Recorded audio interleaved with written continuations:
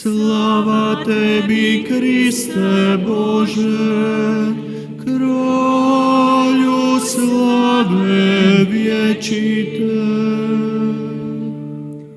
Sada dakle, govori Gospodin, vratite se k meni svim srcem svojim, jer ja sam nježnost sama i milosrđe. Slava tebi, Kriste Bože, kralju slave vječite. Gospodin s vama I s duhom tvojim. Čitanje Svetog Evanđelja po Ivanu. Slava tebi, Gospodine. U ono vrijeme Židovi ponovno pograbiše kamenje da Isusa kamenuju. Isus im odgovori: mnoga vam dobra djela očeva pokazah, za koje me od tih djela kamenujete? Odgovoriše mu Židovi: zbog dobra te djela ne kamenujemo, nego zbog hule, što ti čovjek sebe Bogom praviš. Odgovori im Isus: nije li pisano u vašem zakonu, ja rekoh bogovi ste? Ako bogovima nazva one kojima je riječ Božja upravljena, a pismo se ne može dokinuti, kako onda vi onome kog Otac posveti i posla na svijet možete reći huliš, zbog toga što rekoh sin sam Božji? Ako ne činim djela Oca svoga, nemojte mi vjerovati.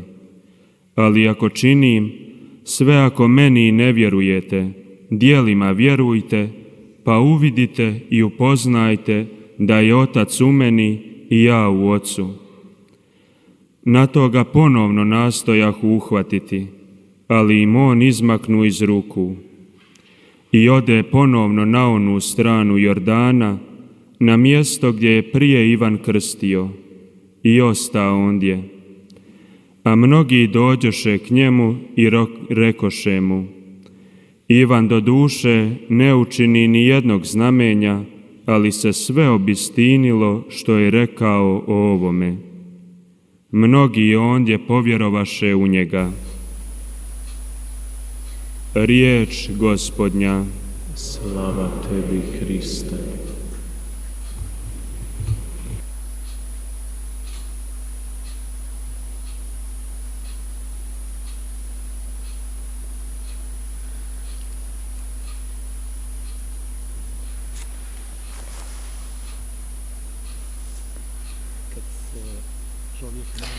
사람이 어떤 한계에 도달했을 때, 다른 사람들과 싸우면서 한계에 도달할 때 어떤 반응을 해야 한다라고 느끼게 됩니다. 그때 우리 안에 무엇이 있는지 보게 됩니다. 사실 그 전에는 우리가 누구인지 어떤 사람인지 잘 보이지 않다가 이런 한계에 도달하고 내가 어떤 싸움에서 내가 반응하지 않으면 안 되는 순간에 이런 것들이 드러납니다. 그래서 이런 싸움이 격렬하면 격렬할수록 우리들의 성격이 드러납니다. 그래서 여기에서 이런 다툼 혹은 말싸움, 아주 심각한 말싸움, 이런 속에서 드러납니다. 여기는 예수님과 성전에 계신 예수님과 유대인들 사이에서 드러나고 있습니다. 요한복음에서 예수님께서 이런 상황에 계신 것을 요한복음사가는 상세히 전하고 있습니다. 그런데 오늘 저녁 우리가 듣지 못한 한 귀절이 있는데, 이 귀절은 요한복음의 특징이기도 한데 여기에는 드러나지 않습니다. 한겨울이었다라는 표현입니다. 한겨울이었다. 어떤 계절인지 드러내고 있습니다. 요한복음은 이것을 계절만을 언급한 것이 아니었습니다. 즉 우리가 느끼고 있는 기후적인 어떤 겨울이 아니라 한겨울이었다라는 뜻은 그 성전 안에 한겨울 이라는 뜻입니다. 즉 굉장히 쌀쌀하고 냉랭한 분위기라는 뜻이겠죠. 이러한 쌀쌀함 속에서 사람들이 있었고 그 말들이 아주 쌀쌀맞았습니다. 비난의 화살들을 꼽고 있었습니다. 이런 말들이 오고 가고 있었습니다. 굉장히 강한 어투와 어조와 음색이 함께 모두 합쳐져서 비난의 화살을 꼽고 있었습니다. 그래서 그 분노를 그대로 표현하는 말의 표현이었습니다. 한 종교인의 이 화살 같은 말, 한 종교인이 분노하면서 내뱉는 화살 같은 말, 이것은 사실 일반적이지 않습니다. 신앙인에게 있어서 이런 말들은 자칫 잘못하면 굉장히 심각하게 이 사람을 찌를 수가 있습니다. 유대인들은 예수님께 돌을 던지려고 했습니다. 분노의 표현이었습니다. 예수님께 돌을 던지려고 했습니다. 그때 예수님은 그들에게 묻습니다. 여기서부터 이제 논쟁이 시작이 됩니다. 좋은 일을 하였기 때문이 아니라 하느님을 모독하였기 때문에 돌을 던지려고 한다라고 했는데, 어떤 일로 나에게 돌을 던지려고 하느냐라고 물었습니다. 왜냐하면 나는 좋은 일을 많이 보여주었다. 아버지의 분부대에 따라서다라고 했습니다. 그런데 이 유대인들은 그런 모든 것을 보지 않고 하느님을 모독하였기 때문이다라고만 했습니다. 하느님의 그 좋은 일을 보지 않았던 것입니다. 그래서 하느님의 즉 그분의 적대자들은 예수님께서 하신 그 좋은 일을 보지 못합니다. 그들은요, 그 좋은 일 때문이 아니야, 우리는 당신이 하느님을 모독하였기 때문이야 라고 합니다.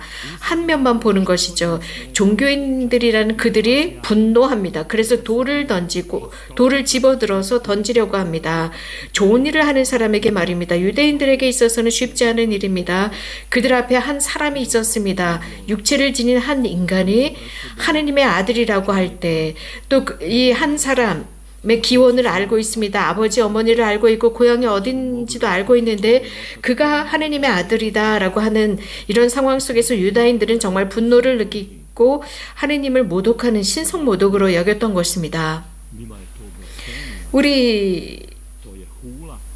우리로서는 어떻게 보면 사실 예수님 안에 계시는 그 메시아를 발견하기는 너무나 쉬웠습니다. 물론 그분께서 인성을 지니셨지만 그분이 메시아인 것을 우리는 너무나 쉽게 알고 있습니다. 그것은 육안으로 보는 것이 아니라 마음의 눈으로 보는 것입니다. 하지만 유대인들에게 있어서는 매우 어려운 일이었습니다. 그 영원하신 하나님께서 한 사람 안에 계시다 있을 수가 없는 일이었습니다. 살과 육 속에 있다. 예수님의 그 인성 속에는 특징도 드러납니다. 그분은 싸움을 하려고 하지 않습니다. 오히려 예수님의 신성을 부정하는 그 사람들이 눈을 뜨게 해주고 싶어 하셨습니다. 그래서 당신 안에서 하느님을 보게 하고 싶어 했습니다. 무엇을 보고 어떻게 보아야 하는지, 하느님의 힘을 어떻게 보아야 하는지, 즉 육화하신 그분 안에서 하느님을 어떻게 보아야 하는지 가르쳐주고자 했습니다. 좋은 일을 하셨다. 천상 아버지의 명령에 의해서 좋은 일을 하셨던 것입니다. 신약에서 예수님께서는 무엇인가 위대한 일을 하셨을 때, 예를 들어서 치유하시거나 죄를 용서해 주시거나 혹은 누군가를 고쳐주셨을 때 사람들은 자발적으로 하느님을 찬미했습니다. 어떤 하느님이었을까요? 한 분? 맞습니다. 유일하신 하느님 아버지입니다. 보이지 않는 하늘에 계신 성부입니다. 예수님께서 하신 것은 그들도 인정할 수밖에 없는 일이었습니다. 아버지의 힘을 통해서 하신 좋은 일들이었습니다. 그분께서 하신 그 일은 아버지께서 세상에서 하시는 그 일이었습니다. 그래서 사람들은 예수님을 찬미했습니다. 이런 것들을 그들이 보기를 바랐습니다. 그러나 여기 또 다른 요소가 등장합니다. 예수님과 대화, 논쟁을 하던 그 사람들 속에 드러나고 있는데, 너희들의 율법에 쓰여 있지 않느냐? 라고 말씀하십니다. 내가 너희들에게 말하지 않았느냐? 어디에 쓰여져 있느냐? 너희들이 시편 83편을 보아라. 하느님께서 신들의 회중에게 말씀하셨다. 신들이라고 하면 소문자로 표현되어 있습니다. 하느님의 이름으로 다른 이들을 비판하는 사람들, 심판관들, 재판관들, 이렇게 하느님의 말씀으로 다른 사람들의 운명을 결정합니다. 그것은 보이지 않는 하느님께 봉사하는 사람들,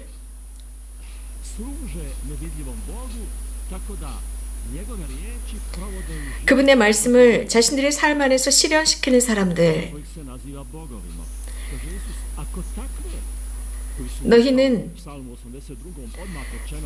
너희들은 신들이라 불린다. 너희들은 하느님의 자녀들이지만 죽을 운명에 처해 있다. 그리고 하느님의 이름으로 너희들은 심판을 하고 재판을 한다. 예수님은 또 이런 말씀을 하십니다. 이제 성경 말씀, 하느님의 말씀을 전하는 사람들을 신들이라고 하고, 하지만 그 말씀은 바꿔놓을 수 없는데, 이런 상황 속에서 하느님께서, 성부께서 직접 보내신 그분 하느님의 아들이라고 하는데 너희들은 신성모독이라고 한다. 그러나 진짜 신성모독은 너희들이 하는 것이다. 진실로 너희들에게 말한다. 진리는 어디로부터 오는 것이냐? 나는 아버지께서 시키는 대로 좋은 일을 하시는 것이다. 너희들은 과연 어떤 권리로 내가 신성모독을 한다고 하느냐? 라고 묻고 계십니다. 너희들은 내가 가지고 있는 그것을 제대로 알지 못한다 라고 하시면서 눈을 뜨고 봐라 라고 하십니다. 말에만 멈추지 말고 그 말의 의미를 알아들어라 입니다. 내가 하고 있는 아버지의 일을 하고 있는 것을 보아라.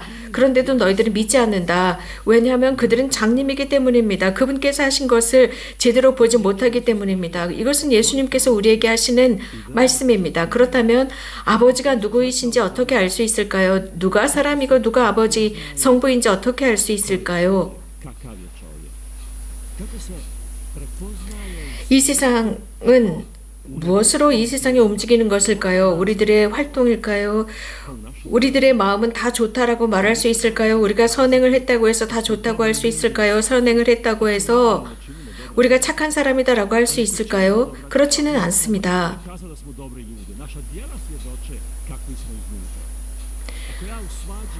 이런 어떤 예를 들어서 논쟁을 합니다. 내가 온유하지 못하면 내가 평화롭다, 온유하다라고 말할 수 없습니다. 내 그 활동이 보여주는 것입니다. 활동은 사실 모든 사람이 다 할 수 있습니다. 그래서 그 어떤 누구도 하는 그 활동과 말이 일치되어야 하지만 그렇지 못하는 경우가 있다는 것입니다. 그런데 예수님께서는 말씀하십니다. 성부께서 명령하신 대로 내가 좋은 일을 한다. 그리고 말도 그렇게 한다. 그런데 너희들은 그것을 믿지 않는다. 내가 아버지의 일을 완성하고 좋은 일을 하는데도 그들은 믿지 않는다는 것입니다. 아버지께서 내 안에 계시고 내가 아버지 안에 있다는 것을 너희들은 알아야 한다. 이 말씀, 이것은 유대인들에게 있어서 훨씬 더 심각한 신성모독이었습니다. 아버지는 내 안에 계시고 나는 아버지 안에 계시고 우리는 하나다라는 그 말씀, 이 말씀을 그들은 도저히 받아들일 수가 없었습니다. 매우 힘든 일이었습니다. 그들은 열렬한 종교 심성으로 예수님을 잡아서 돌을 던지려고 했습니다. 요한은 많은 설명을 하지 않지만 예수님은 그 자리를 피하셨습니다. 그리고 나서 요한복음의 가장 멋진 부분이 시작이 됩니다. 아주 작은 디테일이지만 실제로는 볼 수가 없지만 제가 이스라엘을 가보지 않았을 때는 저는 이 부분을 이해하지 못했고 전혀 저에게는 의미가 없었습니다. 그러나 이스라엘 성지순례를 갔을 때 한겨울에 그곳에 성지순례를 갔을 때 요한이 무슨 말을 하고자 했는지 깨달았습니다. 요한은 이런 말을 했습니다. 예수님은 다시 요르단 강 건너편 요한이 전에 세례를 주던 곳으로 물러가시어 그곳에 머무르셨다. 그러자 많은 사람이 그분께 몰려와 서로 말하였다. 라는 이 부분입니다. 예루살렘은 해발 800m입니다. 그래서 겨울에는 춥습니다. 그런데 요르단 강으로 내려가게 되면 1시간 정도 걸어가면 요르단에 도착을 하는데 한 1000m 정도 아래입니다. 해저 1000m입니다. 요르단은 그래서 덥습니다. 늘 더운 날씨를 보여주고 있습니다. 그때 저는 깨달았습니다. 성전에서의 그 한겨울이었다. 냉랭함, 싸늘함. 그 싸늘함이 있었지만 요르단은 따뜻했습니다. 그것은 기후적으로도 그랬지만 거기에 모여있는 사람들은 예수님을 따뜻하게 환영했다는 것입니다. 그래서 요한은 이 요르단 강 건너편에 그 따뜻한 곳으로 간 곳, 세례자 요한이 세례를 주던 바로 그곳, 많은 사람이 그분께 몰려와 있습니다. 그래서 유대의 성전에서 유대인들과 이곳 요르단강 건너편의 사람들의 분위기는 서로 달랐습니다. 성전에 있었던 유대인들은 예수님께 돌을 던지려고 했지만 세례자 요한이 머무르던 그곳은 예수님을 금방 알아보았습니다. 그분의 사명을 금방 알아보고 예수님을 향해서 저기 하느님의 어린 양이 오신다. 세상의 죄를 없애시는 분이시다 라고 했습니다. 거기에는 친구들이 있었습니다. 이웃이 있었습니다. 그분을 환영해주는 사람들이 있습니다. 거기서 예수님은 훨씬 더 심오한 말씀을 하셨습니다. 거기에서 예수님은 친구요 라고 했습니다. 그래서 너무너무 가까운 친구, 가장 가까운 친구라고까지 불렀습니다. 그곳 요르단강 건너편에서 너는 내 아들, 그 강에서 너는 내 아들, 내 사랑받는 아들이다 라는 말씀이 들려왔습니다. 여기서 예수님은 두 가지를 경험하십니다. 하늘로부터의 인정, 사람들로부터의 인정이었습니다. 그렇기 때문에 우리에게 이것은 어떤 의미를 줍니까? 성전에서의 그 쌀쌀맞음이 있는 반면에 우리는 우리를 치유하는 따뜻한 곳을 필요로 합니다. 우리들의 상처를 따뜻하게 보듬어 줄 수 있는 그 요르단 강 건너편 말입니다. 우리는 상처받고 화가 났고 신경질이 났고 그래서 숨고 싶습니다. 이런 순간에 하느님이 가까이 하셨던 그 경험을 우리는 하고 싶어 합니다. 인간적인 따뜻함, 편안함, 위로가 있는 것을 우리는 찾습니다. 그래서 이런 곳은 하느님께 축성된 장소가 아니겠습니까? 그렇다고 저는 생각합니다. 어쩌면 광야, 사막일 수 있습니다. 요르단강 쪽은 사막입니다. 아무것도 없는 곳입니다. 이러한 광야는 하느님께서 가까이 하시는, 따뜻함으로 가까이 하시는 곳일 수 있다는 것이죠. 이런 이미지는 바로 우리 세대, 우리 세상에 아주 필요한 모습입니다. 성전에 있었던 그 사람들 냉랭합니다. 폭력적인 언사를 사용하고 돌을 던지려고 하고 예수님을 이해하지 못했습니다. 너무나 쌀쌀맞았지만 이러한 언어적인 폭력과 쌀쌀함과 냉랭함으로부터 성전에서의 그런 냉랭함으로부터 치유받을 수 있는 곳, 요르단강 건너편 하느님이 함께 하시는 곳, 가까이 계시는 그곳이었습니다. 바로 그런 하늘이 열린 곳으로 예수님은 돌아가십니다. 하느님이 함께 하시는 그곳으로 가십니다. 우리 사람들에게는 매우 매우 중요한 말씀입니다. 이런 경험, 하느님께서 가까이 하신다는 경험을 하는 게 중요합니다. 그게 2분이어도 좋습니다. 2초여도 좋습니다. 너는 내 아들, 내 사랑받는 아들이다 라는 것을 경험한 장소, 내가 치유받을 수 있는 장소, 인간적인 관계가 치유받고 이해받을 수 있는 장소가 필요합니다. 중요한 것은 한 사람, 나를 이해해 줄 수 있는 한 사람이 필요합니다. 내 사명이 무엇인지 이해해 주는 사람. 요한은 이 세례자 성 요한을 만났던 그곳, 나를 아무도 이해하지 못하는 그곳이 아니라 이해받았던 그곳을 그리워하고 찾기 마련입니다. 요한은 이렇게 전합니다. 예수님은 그곳에 머무셨다라고 했습니다. 예수님은 오랫동안 성전에 머무실 수도 있었습니다. 그러나 거기에서 쫓겨나셨습니다. 그리고 요르단으로 가십니다. 요르단 강 건너편이라고 분명히 언급합니다. 어떤 일이 일어났습니까? 요한이 세례를 주던 그곳. 그래서 세례자 요한은 저분은 진짜다라고 하셨던 그곳. 뭐라고 했습니까? 세상의 죄를 없애시는 어린 양이다라고 했습니다. 여기서 조심해야 하는 것은 세례자 요한이 가까이 오시는 예수님에게서 무엇을 보았을까요? 사명을 보았습니다. 그분의 어깨에 지어져 있는 죄를 보았습니다. 하지만 그들을 단죄하지 않았습니다. 예수님은 그곳에 있는 그 사람들의 죄를 당신이 대신 지셨습니다. 그들을 단죄하거나 비난하지 않았습니다. 지친 사람들, 무거운 짐을 지고 있는 사람들, 마음이 무거운 사람들, 상처받았고 인간관계 속에서 회복되지 못하는 상처 속에서 죄의식 속에 살아가는 그런 사람들을 예수님은 보셨습니다.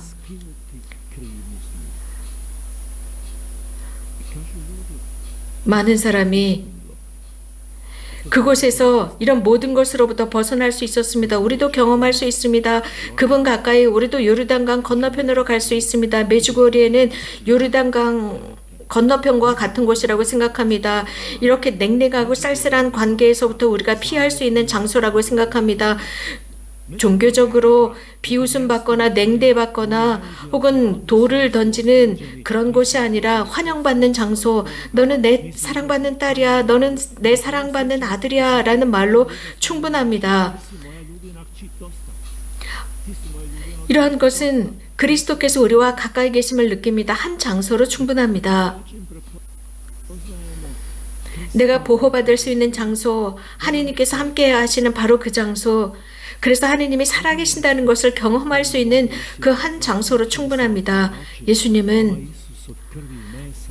육화하신 하느님, 살이 있고 피가 있는 분, 그런 하느님께서 눈에 드러나게 활동하시는 장소, 이러한 만남을 할 수 있는 장소, 그것은 오늘 저녁 바로 이것이 우리들을 위한 피난처, 요르단강, 하느님의 사랑, 그분의 애덕, 그분의 가까이 하심을 느낄 수 있는 바로 오늘 저녁 이 장소입니다. 아멘.